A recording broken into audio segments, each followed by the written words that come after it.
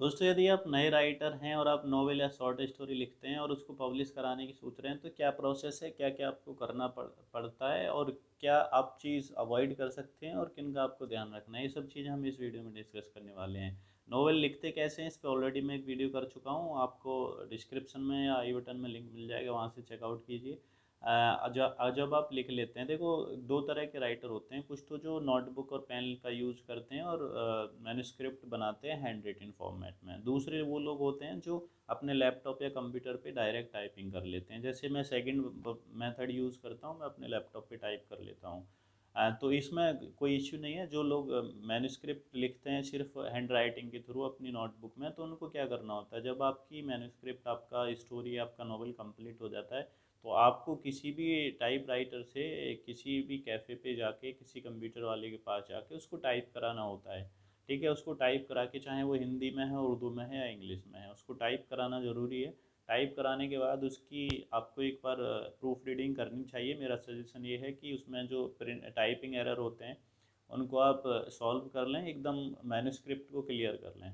जब आपने टाइप करा लिया और उसको एक बार प्रूफ रीड करा लिया और फिर से उसको करेक्ट करा लिया, यदि कुछ करेक्शन रिक्वायर्ड होते हैं, तो अब आपको करना क्या होता है, जैसे एक तो आपकी कंप्लीट मैन्युस्क्रिप्ट टाइप हो गई अगर आपने टाइप कराई है, तो अगर आप खुद से लैपटॉप या सिस्टम पे लिखते हैं तो आप कंप्लीट करने के बाद आपको कुछ करना ही नहीं होता है, वो एक सॉफ्ट कॉपी बन जाती है।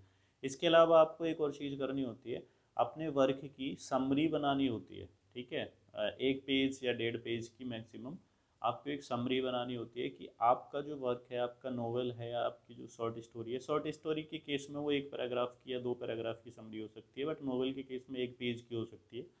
समरी बनानी होती है। उसके साथ, क्योंकि जो पब्लिशर होते हैं ना, वो समरी पहले पूछते हैं कि आपकी नोवेल की समरी क्या है।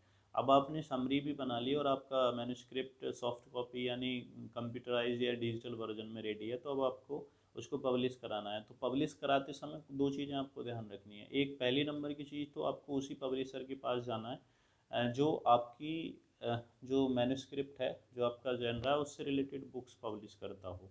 दूसरा, आपको ये कोशिश करनी है कि अगर वो ट्रेडिशनल पब्लिशर मिल जाता है तो ज़्यादा अच्छा रहने वाला है। दोनों में डिफरेंस क्या है, इस पर ऑलरेडी काफ़ी वीडियो चैनल पे आप चेकआउट ज़रूर कीजिए।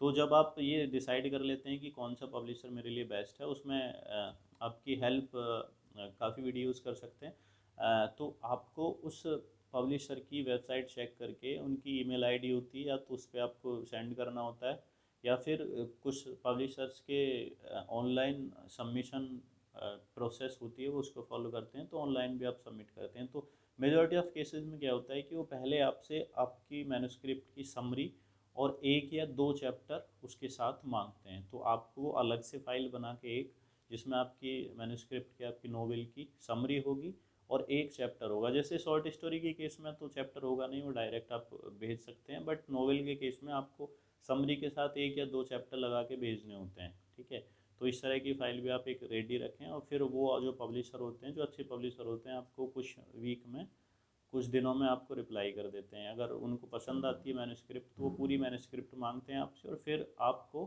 कांटेक्ट करते हैं, एग्रीमेंट करते हैं और आपकी बुक को पब्लिश कर देते हैं। पब्लिशिंग में आपको ये भी ध्यान रखना है कि आप ऐसे पब्लिशर के पास ना चले जाएं जो बुक्स एकेडमिक्स पब्लिश करता हो मेजॉरिटी ऑफ केसेस में, और आपकी जो फिक्शनल वर्क्स है आपने उसको दे दिया, और वो आपकी बुक पब्लिश तो कर देगा, आपसे पैसे भी ले लेगा, लेकिन हो सकता है मार्केटिंग बिल्कुल भी ना करे। तो आपको इस चीज़ का भी ध्यान रखना है। ये सिंपल प्रोसेस है। अगर आपको पसंद आई तो लाइक कीजिए, वीडियो को शेयर कीजिए, और चैनल पे विजिट करके इस तरह की काफ़ी वीडियोज़ जो कॉपीराइट, आईएसबीएन या पब्लिशिंग से रिलेटेड हैं, आप उनको चेकआउट कर सकते हैं। थैंक